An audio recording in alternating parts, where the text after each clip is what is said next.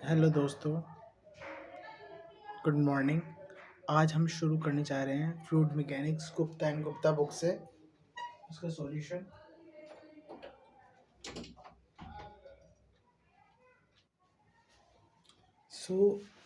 ये काफ़ी important lecture होने वाला है। इसमें हम मैक्सिमम से मैक्सिमम क्वेश्चंस को अटेम्प्ट करेंगे।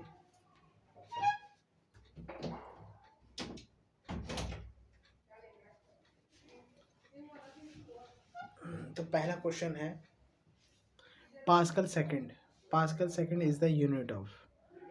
पास्कल सेकंड एक यूनिट होती है डायनामिक विस्कोसिटी की। डायनामिक विस्कोसिटी की एक यूनिट और होती है, वो होती है हमारी Newton second per metre square. यहाँ पर भी देख सकते हैं आप।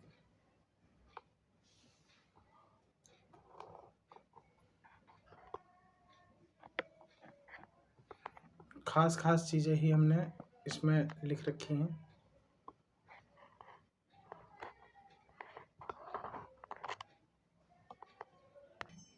Newton second per metre square. इसकी अगर यूनिट डायमेंशंस में पूछ ले, डायमेंशन पैरामीटर्स में पूछ ले, तो होता है M(L-1 T-1). ठीक है, यूनिट ऑफ विस्कोसिटी की। अब आगे बढ़ते हैं क्वेश्चन नंबर 2 की तरफ। An ideal fluid is. एक आइडियल फ्लूइड वो फ्लूइड होता है जो फ्रिक्शनलेस होता है और इनकम्प्रेसिबल होता है। इसमें वैसे सरफेस टेंशन भी ज़ीरो होती है और नॉन विस्कस भी इसको कहते हैं। ये सब आइडियल फ्लूइड के पैरामीटर्स हैं। डी तो बिल्कुल नहीं होगा, option D frictionless and compressible, incompressible होता है। सी इसलिए नहीं होगा, वेरी विस्कस, नॉन विस्कस होता है। ऑप्शन ए है one obey Newton law of viscosity. Viscosity को ओबे करेगा तो फिर से वो हो जाएगा कि विस्कस है, तो नॉन विस्कस होता है ना ये। तो क्वेश्चन नंबर 3 पर चलते हैं। Unit of kinematic viscosity. तो काइनेटिक विस्कोसिटी जो यूनिट है वो या तो सेंटीमीटर स्क्वायर पर सेकंड कह लीजिए या मीटर स्क्वायर पर सेकंड। ठीक है, इसका एक फॉर्मूला जो होता है वो होता है डायनेमिक विस्कोसिटी अपॉन डेंसिटी। ठीक है, अगर इसकी हम यूनिट की बात करें पैरामीटर की इसकी एल की जैसे MLT इस फॉर्म में क्या होगी, वो हो जाएगी इसकी L² T-1 L2 T-1, क्योंकि सेंटीमीटर स्क्वायर पर सेकंड है तो सेंटीमीटर मीटर में हो गई, मीटर डिस्टेंस हो गई, lead length into length upon T time हो गया। आगे बढ़ते हैं क्वेश्चन नंबर 4। डायनेमिक विस्कोसिटी दे रखी है 0.5 पोइज। एक पोइज जो है ये भी यूनिट होती है विस्कोसिटी की, जो कि होती है newton second per metre square is equal to 1/10 poise होता है। स्पेसिफिक ग्रेविटी जी दे रखी है 0.5। देन द काइनेमेटिक विस्कोसिटी निकालनी है। काइनेमेटिक विस्कोसिटी तो वो क्या हो जाएगी, अभी हमने पढ़ा था म्यू अपॉन डेंसिटी, तो वही सेम फॉर्मूला लगा देंगे क्योंकि डेंसिटी जो होती है वही स्पेसिफिक ग्रेविटी होती है। लगभग लगभग अगर 10 से मल्टीप्लाई कर देंगे तो वो हो जाती है हमारी डेंसिटी। तो 0.5 इंटू 0.5 तो जो कि लगभग 1 के बराबर आ जाएगा। तो 4 का आ जाएगा सी। क्वेश्चन नंबर 5 कि viscosity of gas. Viscosity of gas क्या होता है, अगर हमारे टेम्परेचर के हिसाब से देखें तो इंक्रीज होता है विस्कोसिटी ऑफ गैस। टेम्परेचर बढ़ेगा तो विस्कोसिटी ऑफ गैस भी बढ़ेगी। अगर हम अपोजिट होता, लिक्विड होता, तो वो टेम्परेचर बढ़ने के साथ विस्कोसिटी ऑफ लिक्विड घटती। तो इसका राइट आंसर जो होगा वो हो जाएगा B, increase with increase in temperature. अब बताए question number 6। Newton law of viscosity relates. आपने ये पढ़ा होगा del u over del y, mu is equal to del u over del y, है ना। टॉर्क मतलब shear stress is equal to, तो इसका जो फॉर्मूला होता है shear stress and rate of angular deformation. Newton law of viscosity, shear stress and the rate of deformation, angular deformation. ठीक है, B is the right answer. Question number 7।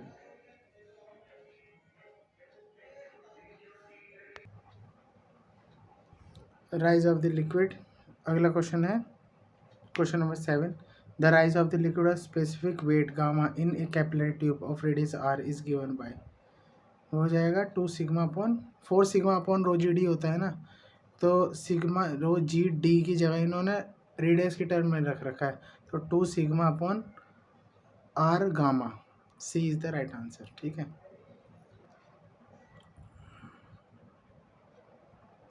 अब आता है क्वेश्चन नंबर 8।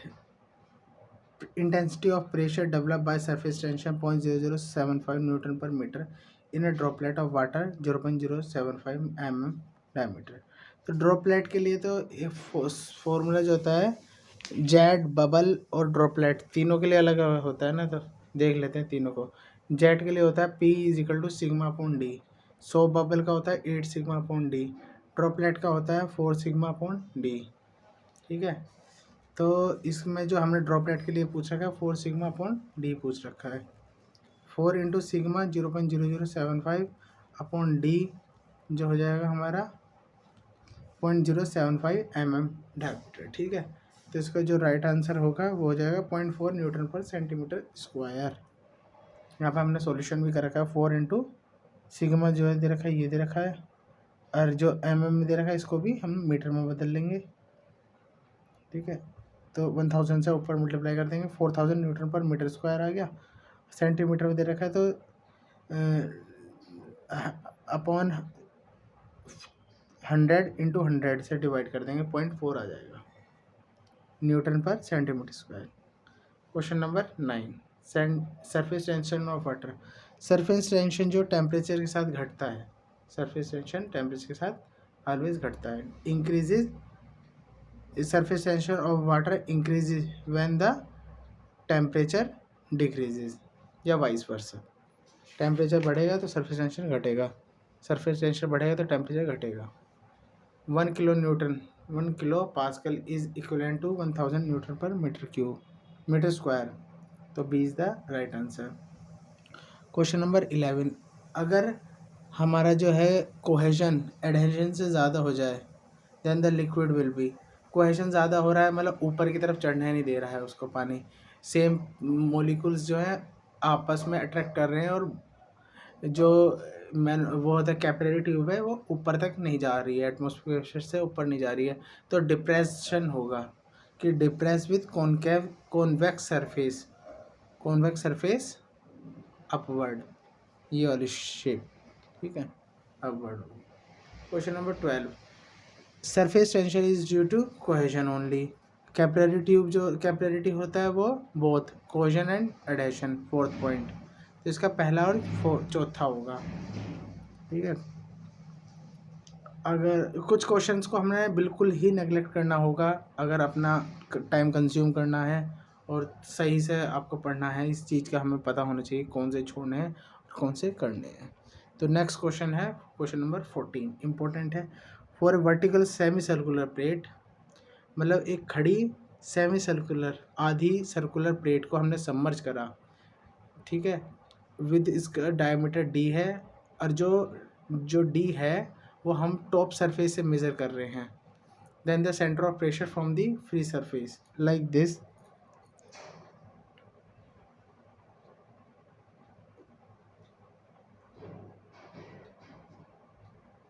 जी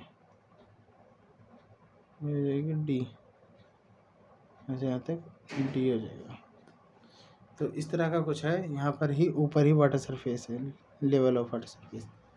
तो इसका जब सेंटर ऑफ प्रेशर होता है वो कहाँ एक्ट करेगा, 3πd अपॉन 32 पर, 3πd upon 32, A is the right answer. Question number 15। A pressure intensity is same in all direction at a point, कहाँ पर होता है, एट ए पॉइंट जहाँ पर only when the fluid surface frictionless and incompressible हो, या only when the fluid is friction and it at rest. Option B और D में कंफ्यूज मत होना, बी भी लगाते हैं मिस्टेकफुली कि when the fluid is frictionless and incompressible, मतलब आइडियल फ्लूइड वाली कंडीशन। दूसरा क्या है, only when the fluid is frictionless and is at rest, यही बताई थी। सी क्या है, only when the fluid is frictionless नहीं। डी होगा when there is no relative motion of the one fluid layer to relate to another.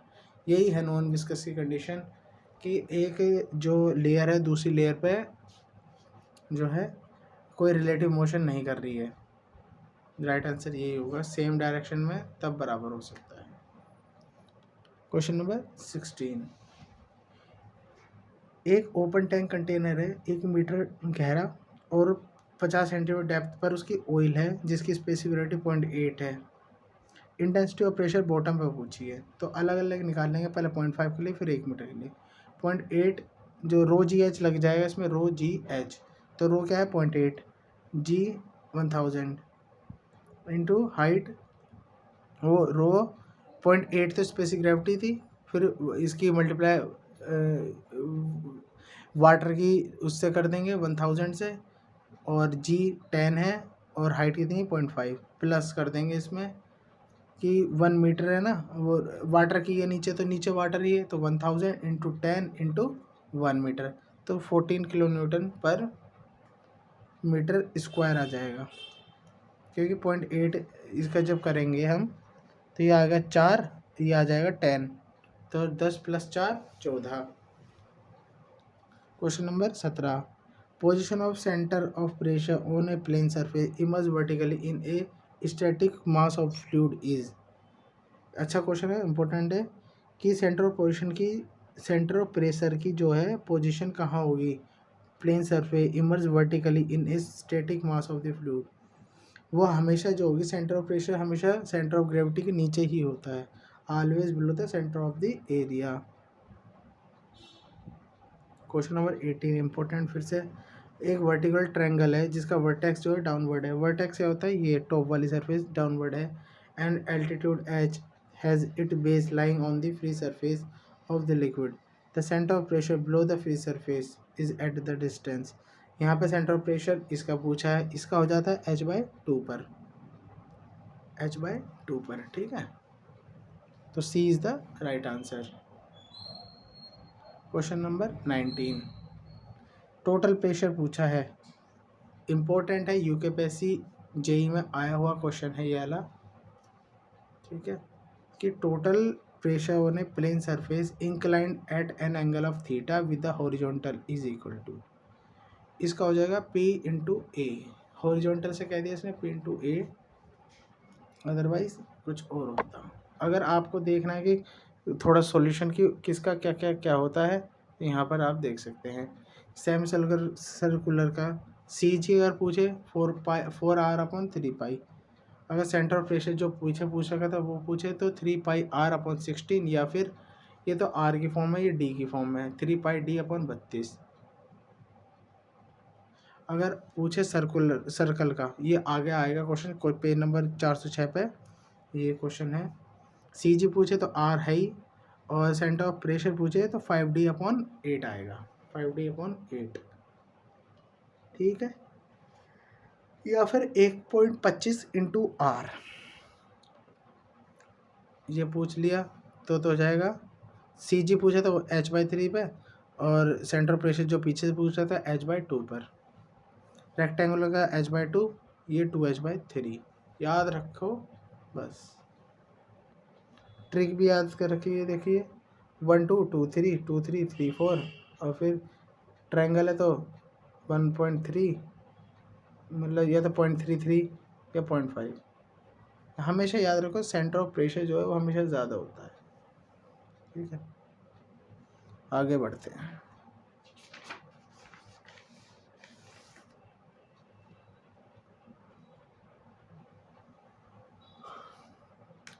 Question number 20 को direct याद रखना है, 4.2 आंसर होगा।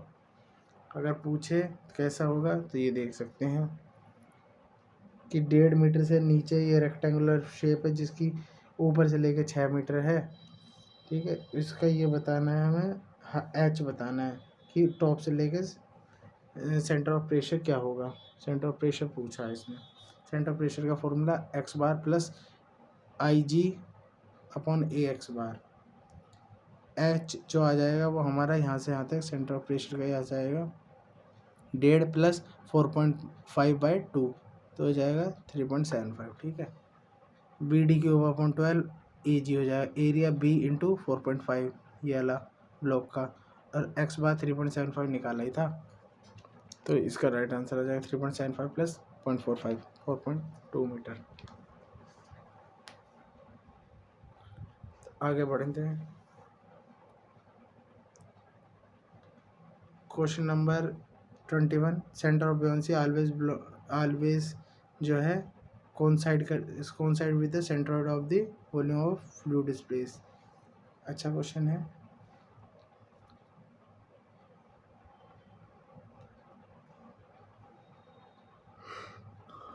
Question number 22. If the weight of the body immersed in a fluid exceed the buoyant force, then the buoyant force को exceed कर देगा तो tend to move downward and it may be sink, डूब जाएगी body. ठीक है, B right answer हो जाएगा। Metacentric height for small values of a angle of heel is the distance between the. Metacentric जो हाइट होती है वो सी जी और मेटासेंटर के बीच की दूरी होती है। बुयांसी का कोई मतलब ही नहीं है, सेंटर ऑफ बुयांसी और मेटा सेंटर ये ऑप्शन हो ही नहीं सकते, तो सी जी और मेटा सेंटर के बीच की डिस्टेंस होती है। Question number 24, a floating body is said to be in state of stable equilibrium. Stable है तो बिल्कुल मेटासेंट्रिक हाइट जीरो होगी, बिल्कुल नहीं होगी। Metacentric height below the C जी होगी, ये भी नहीं होगी। सी जी हो जाएगा तो अनस्टेबल हो जाएगा। डी क्या है, only when the C G is below the centre of buoyancy. C G फिर से वही बात कह दी उसने, अब बस बुयांसी की टर्म कह दी। पहली बात तो बुयांसी नहीं आएगा, फ्लोटिंग के लिए मेटासेंट्रिक हाइट आती है। ठीक है, इंपॉर्टेंट है, टेस्ट में भी आया हुआ है। Metacentric above the centre of gravity, B is the right answer. चाहे बुयांसी हो या फिर मेटासेंट्रिक हो, फ्लोटिंग हो या सबमर्ज हो, दोनों ही कंडीशन में सेंटर ऑफ ग्रेविटी से ऊपर ही रहता है। अब आगे क्वेश्चन आते हैं हमारा 29। हाँ, क्वेश्चन नंबर 25 है, सॉरी, कि मेटासेंट्रिक हाइट बढ़ाने से क्या होगा, हमारी स्टेबिलिटी तो बढ़ेगी पर कंफर्ट जो है वो घट जाएगा। कंफर्ट जो है वो घट जाएगा, स्टेबिलिटी तो बढ़ जाएगी। Decrease the comfort for passenger, तो पहला और चौथा। क्वेश्चन नंबर 27 क्वेश्चन क्या है, the point in the emerge body through which the resultant pressure of the fluid may be taken act as. तो जो रिजल्टेंट है वो हमेशा सेंटर ऑफ प्रेशर पे ही एक्ट करता है। सी, vessel containing liquid moves downward with a constant acceleration equal to, तो constant acceleration से जा रहा है तो the pressure of the liquid mass is greater than the hydrostatic pressure। इसका हो जाएगा pressure throughout the liquid mass is atmospheric। when the liquid rotates at a constant angular velocity about vertical axis as a rigid body, the pressure intensity varies as the square of the radial distance। 30 कुछ 30 और 31 को रहने दीजिए।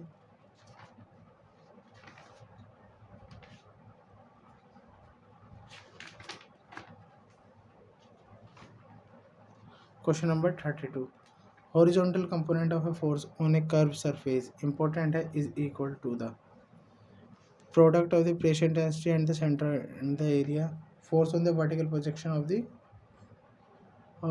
Curved surface. बिल्कुल सही है कि weight of the liquid vertically above the curve surface, ये नहीं होगा, force on the vertical projection of the curve surface, force आएगा। B is the right answer.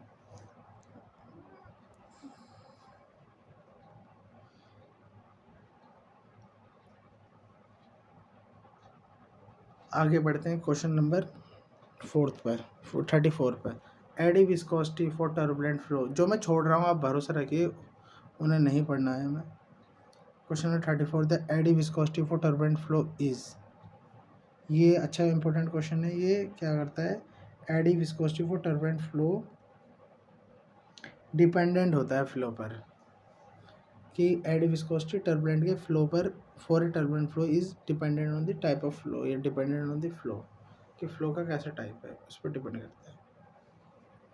Question number 35, eight a constant rate through a tapering pipe, tapering pipe कह दिया non uniform हो गया, constant rate कह दिया study हो गया, तो 35 का ए पहला और चौथा, B is the right answer, 35 का बी।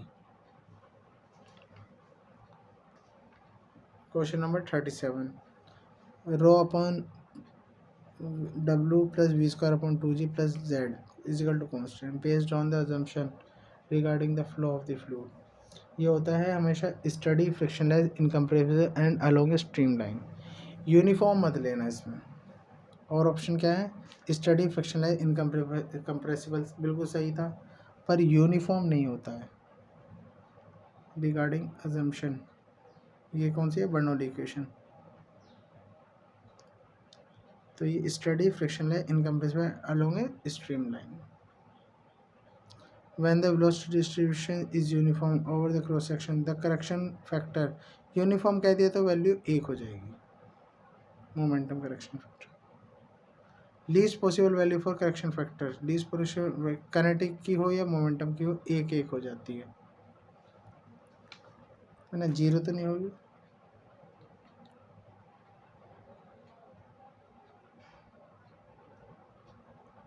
काइनेटिक भी 1 हो जाएगी और मोमेंटम भी 1 हो जाएगी।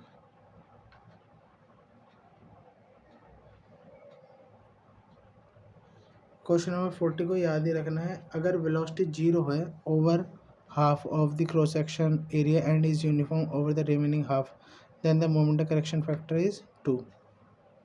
सॉल्यूशन इसका काफ़ी टिपिकल है, इसलिए इसे छोड़ देना। 40 का सी 2 हो जाएगा। क्वेश्चन नंबर 41,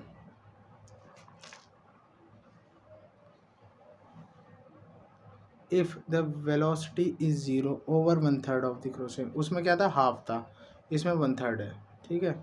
हाफ का दुगना 2 हो गया था, जैसे किसी का हाफ होता है किसी का दुगना हो जाता है, जैसे 1/3 है, तो इसमें भी क्या होगा, 1/3 of cross section and the uniform over remaining 2/3 of the cross section, then the correction factor for kinetic energy is, तो इसका जो हो जाएगा वो हो जाएगा 9/4। अपोजिट कर देना, 2 का 4, 3 का 6, 3 का 9, स्क्वायर करेंगे तो continuity equation ρ1 v1 a1 is equal to ρ2 v2 a2, ये स्ट्रीम लाइन में काम करता है। Uniform incompressible frictionless many only steady. फिर से बर्नौली इक्वेशन का आ गया 43 क्वेश्चन, ये क्या होती है, energy per unit weight, wait पर काम करती है। मास पे जो है conservation of energy, continuity equation.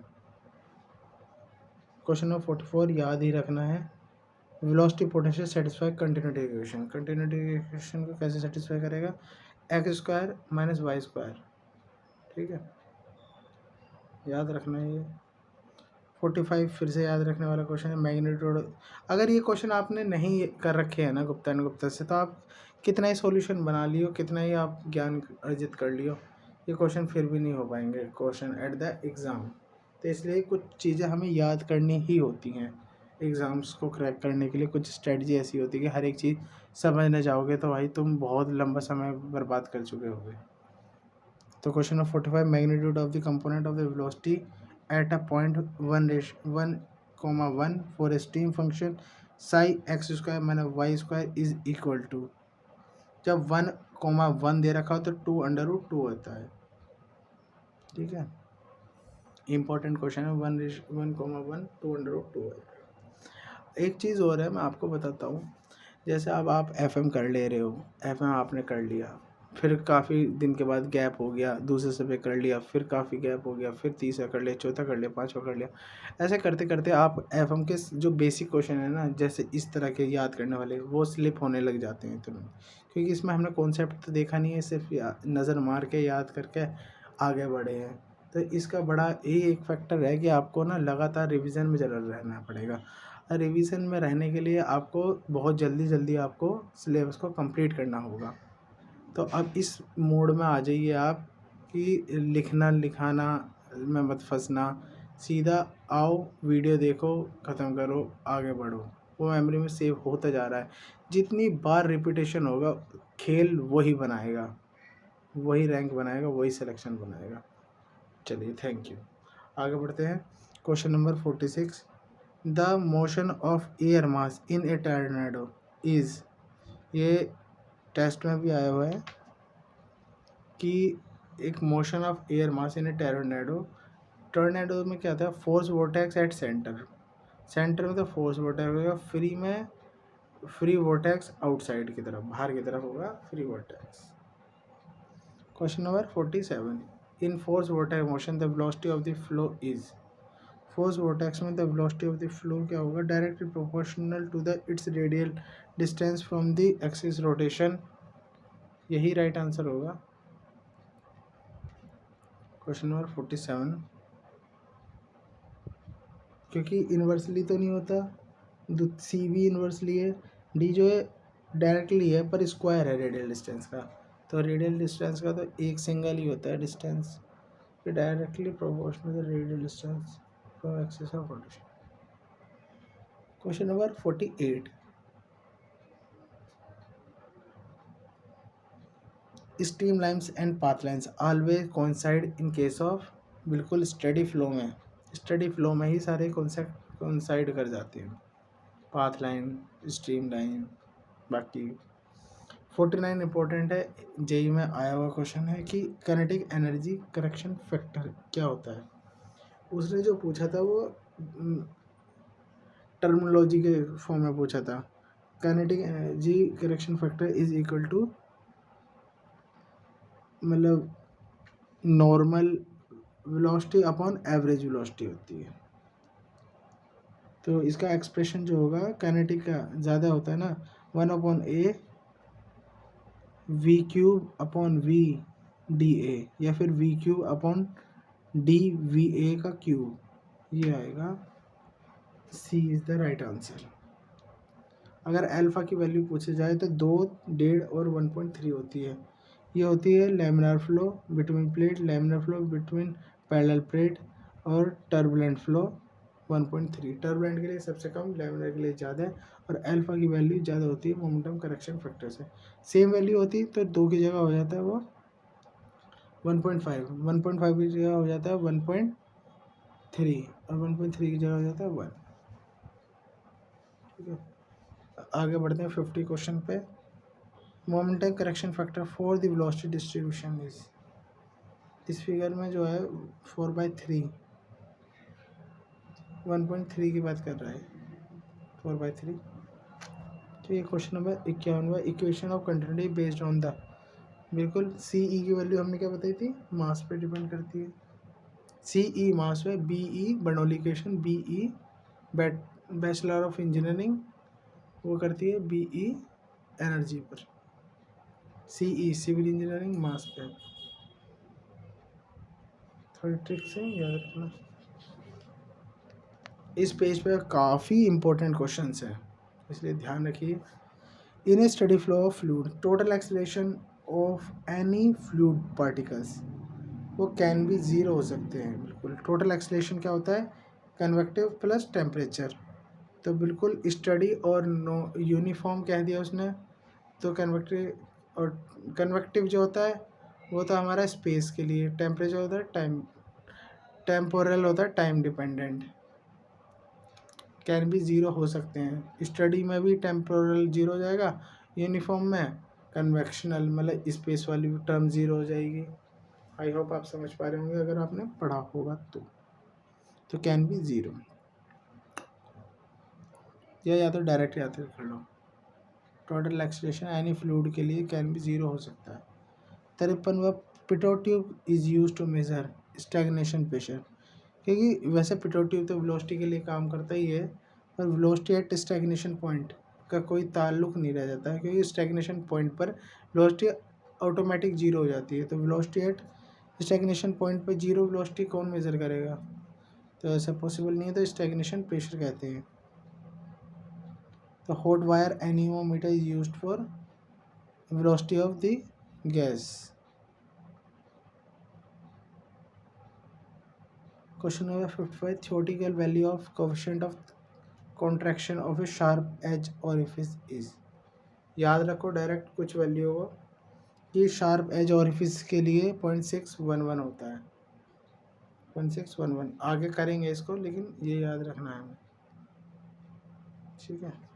Theoretical value हो गई ये कोएफिशिएंट ऑफ कॉन्ट्रैक्शन सी की value 0.611। Following is use to measure discharge. Venturimeter measure discharge करता है। Pitot static tube measure dynamic pressure, ये करता है डायनेमिक प्रेशर को। 58 का आ जाएगा C D is equal to C B C C का फॉर्मूला पढ़ा होगा आपने। तो इसमें क्या दे रखा है, वीनो कॉन्ट्रैक्टर दे रखा है जिसमें सी वी की वैल्यू 0.98 है और कोएफिशिएंट ऑफ डिस्चार्ज निकालना है, ठीक है।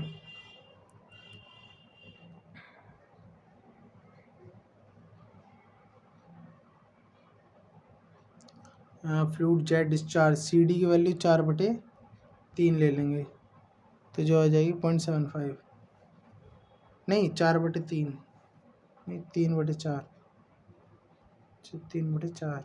जेट का नीचे आता है ना और इसका ऊपर आता है, तो A is the right answer. Question number 59 आया हुआ है रिपीट में, ए में अभी एग्ज़ाम हुआ था 2022 में, तो ये क्वेश्चन आया हुआ है। Energy loss in orifice flow is given bye, वो हो जाता है H1 माइनस W²। W जो है सी वी को भी बोलते हैं energy loss, C V the coefficient of velocity, W को यहाँ डिनोट कर रखा है, तो H1 माइनस सी वी का square.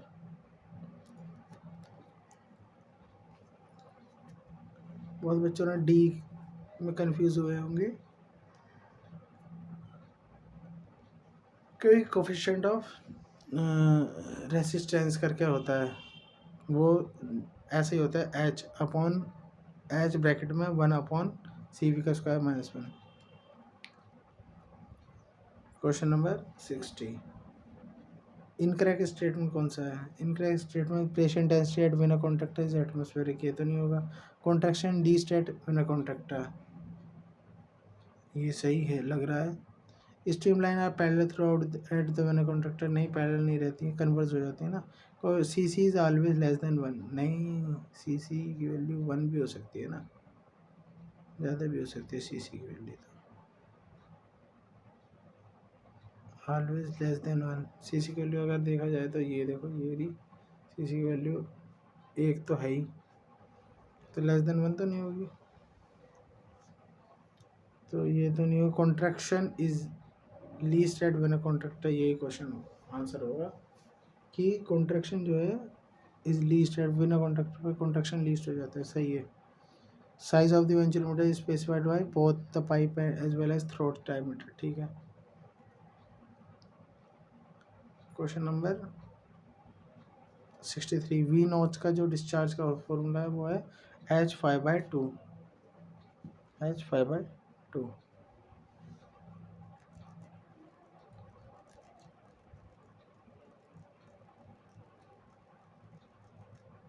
Question number 64, which of the following is incorrect statement. देखिए सी सी की जो वैल्यू है वेंचुरोमीटर में 1 हो जाती है, ये तो बिल्कुल सही है, सी सी 1 के बराबर हो जाता है वेंचुरोमीटर में। Flow nozzle is cheaper than the venturimeter but has higher energy loss, ये भी ठीक है। Discharge is independent of the orientation of the venturimeter, बिल्कुल डिस्चार्ज ओरिएंटेशन पर डिपेंड नहीं करता है, तो तीनों ही ठीक है, तो इसमें इनकरेक्ट नहीं होगा, इसमें करेक्ट, हाँ इनकरेक्ट तो डी हो जाएगा, none of the above, D is the right answer, none of the above statement is wrong, है करेक्ट, इज इनकरेक्ट, ठीक है। तो क्वेश्चन नंबर 65वां, coefficient of velocity of venturimeter is equal to the C D of the venturimeter, velocity C V is equal to C D और C सी जो है वो 1 के बराबर हो जाता है, ठीक है। and cc is equal to 1 question of contraction. ठीक है, question number 66, pressure at A submit of A siphon is less than atmospheric pressure होता है, इंपॉर्टेंट है, आ सकता है, लेस देन हो तभी सबमिट पर होता है। Delta psi between the two stream discharge को डोनेट करता है। ठीक है, B 68 coefficient of velocity at Borda mouthpiece running full is, running full के लिए जो हो जाता है बोर्डा माउथ पीस में सी वी की वैल्यू हो जाएगी 0.707, 707, उसमें 6.61 शार्प एज के लिए था, ये बोर्डा रनिंग फुल के लिए है 0.707, याद रखना डायरेक्ट ही। और अगला क्वेश्चन है 69 का, option of discharge for a totally submerged orifice as compare to that for an orifice discharge free is, जब फ्री होगा तो स्लाइटली कम ही होगा क्योंकि फ्री में जो है लॉस ज़्यादा होंगे। Question number C D of for total submerge as compare to that for orifice discharge free is slightly less, slightly less, free में कम होगा ना सी डी की वैल्यू। अच्छा क्वेश्चन है, याद रखना, हो जाती है मिस्टेक ऐसे ऐसे क्वेश्चन में, जो गोले वाले हैं वो थोड़े मिस्टेक वाले हो सकते हैं, इसलिए ध्यान रखने वाली बात है। Question number 70, the major loss of energy long pipe is due to, जो फ्रिक्शन की वजह से होती है, सडन कॉन्ट्रैक्शन, सडन एनलार्जमेंट, इनकी वजह से नहीं होता है, फ्रिक्शन की वजह से मेजर लॉस होते हैं। 70 का डी। 71 का, कोएफिशिएंट कॉन्ट्रैक्शन सी सी की वैल्यू, एक और आगे सी सी की value for external cylindrical mouthpiece is, उसकी वैल्यू हो जाएगी 1, सी सी की वैल्यू एक्सटर्नल माउथ पीस के लिए 1 और बॉर्डर माउथ पीस के लिए 0.707। एक वो था coefficient of contraction C C की वैल्यू शार्प एज के लिए 0.611। ठीक है, याद रखें। क्वेश्चन नंबर 72, 72 में क्या है कि following has the highest discharge, highest discharge किसका होगा, तो शार्प एज का होगा, शार्प एज का तो जो है सी डी की value, highest coefficient of discharge C D की वैल्यू, शार्प एज का तो नहीं पता, शार्प एज का जो होता है वो 7 कुछ होता है, 1.6 के बाद आसपास ही होता है। वेंचुरोमीटर का सी डी सबसे ज़्यादा 0.94 से 0.98 होता है, बोर्डा माउथ पीस का भी 0.707 होता है, सॉरी 707 होता है, फ्री का 0.5 हो जाता है, सेपोलिटी का सी डी 0.61 होता है, तो इसका वेंचुरोमीटर का ही ज़्यादा होता है। Sutro weir the discharge proportional to H, Sutro weir में बराबर 1 के हो जाता है एच के।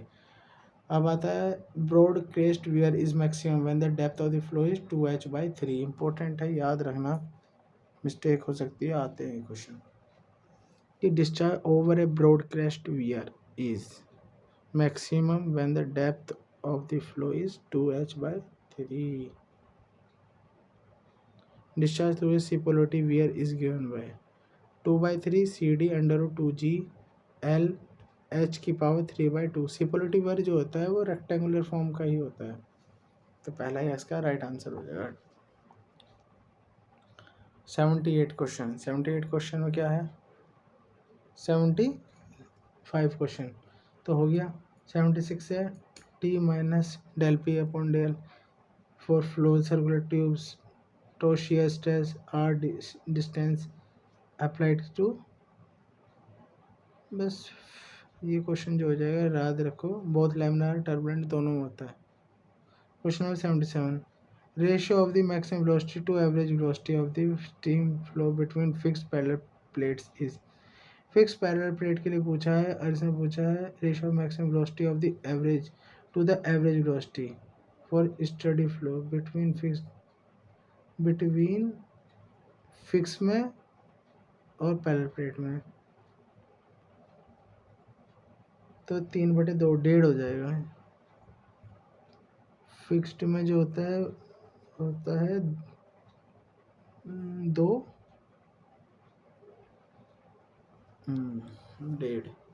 1.5,